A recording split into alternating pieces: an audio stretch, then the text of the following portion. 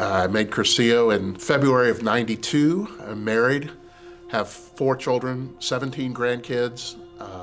I'm a deacon in the Catholic Church. There was a guy at our parish, his name was Daryl. He was on me for literally years about making a weekend, and I kept putting him off. I said, no, I got other things to do. I don't have time to get away for a weekend.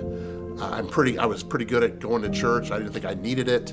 And eventually he was so persistent that just to get this guy off my back, I said, okay, I'll make a weekend, stop asking me about it.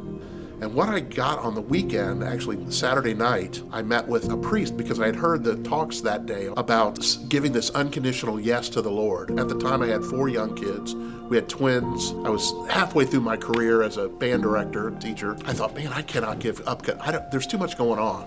So I remember meeting with a priest. I woke him up Saturday night, knocked on his door, said, Father, I got to make a confession. And I said, hey, I'm wrestling with this. It's too much of a leap. I can't do it. We had a long talk, and that night I just gave this unconditional yes, and it was the thing that changed my life. I mean, it led to the diaconate, it led to a much better home life, led to so many blessings I can't even tell you, but the linchpin was that giving up control and saying, okay, Lord, I'm gonna say yes. I don't know what that means, but I have absolute trust that God will either open the door and let me go through it, or he'll keep it closed and say, hey, that's not the way you should go. And it's that trust in the Lord that's made all the difference.